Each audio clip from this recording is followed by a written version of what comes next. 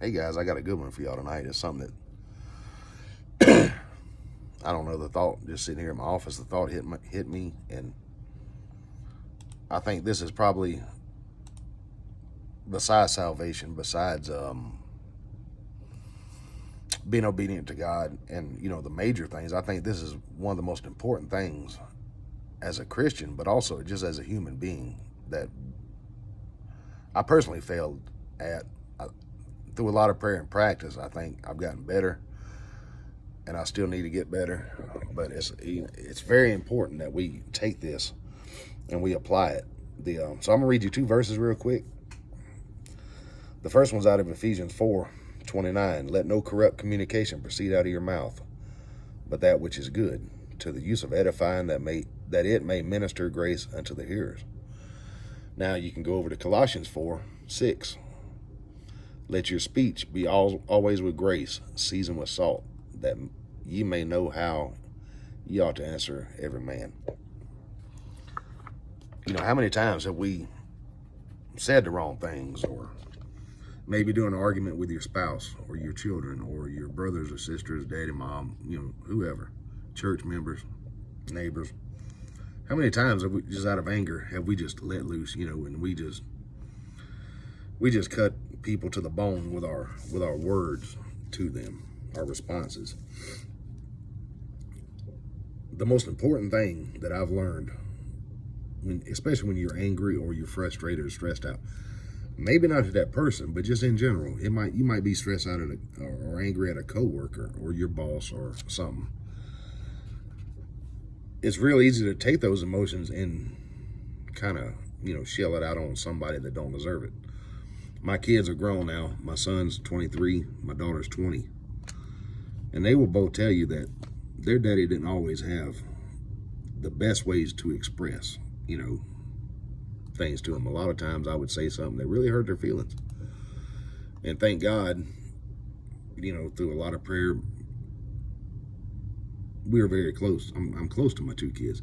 Wasn't always like that now. I mean, me and my son had a strained relationship for about 2 years because I was, it was my fault, and I asked him to forgive me, and he asked me to forgive him for some stuff. We made amends, and so over the last year or so, year and a half, 2 years, we've rebuilt our relationship, and that's only by God's grace that happened, because it don't always happen.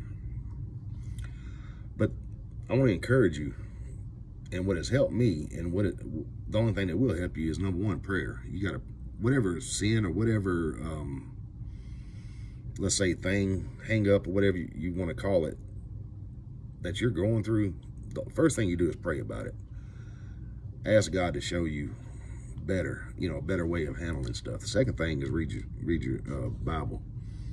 There's not a problem in this world you can go through, or an issue, or whatever the case may be, that this Bible don't have an answer to. Get you a good study Bible. Now, myself, I'm mostly King James Version. It's what I grew up on, what I understand, If you want to read ESV, that's fine. That's up to you. Like I tell everybody, what you do is between you and God. I'm not one of them ones that's going to harp, say, you got to do this, you got to do that. But get you a good Bible, good study Bible. This one I have right here I've got about, 8 or 10 of Bibles. This one's a King James Minister's Bible. But it gets you a good study Bible, and just whatever you're going through, look up the topics, read about them, study them. But on this speech, the way you talk to people is something I've had to put into practice, because I have PTSD and generalized anxiety disorder. So I try to hide it, but sometimes I'm not that good at it. So be very careful the next time your wife, maybe you don't agree with something she's doing or she said. Be very careful how you confront her, men. The Bible is a good place to read about marriage. For you men, that want to know how to be a biblical husband, go read Ephesians 5. Also works for the women. Women, sometimes you're frustrated, and I know you're going through it with the children, and you got stress hitting you all upside your head from every direction. Before you speak, go take a few minutes. Calm down. Ask the Lord to give you grace when you speak to your husband. You can also look in Ephesians 5. Daddies, mamas, sons, daughters, everything. Everybody that hears this, it's the same thing. Slow down, calm down, pray, then go, communicate with whoever you're communicating with. And I promise you, you won't fly off the handle. You won't say something that you don't mean. Or sometimes what I've been guilty of is sometimes I don't have the right, words to say. It just, whatever, it comes off. What I don't mean, what I actually mean comes off a different way. And it's not what, and by the time I get done with the, griping at somebody, it's 500 miles from where, what my intent was. So, yeah. So I hope this blesses y'all. Y'all, like I said, slow down. Go take a few minutes to yourself, calm down, pray, ask God to give you grace when you speak to somebody.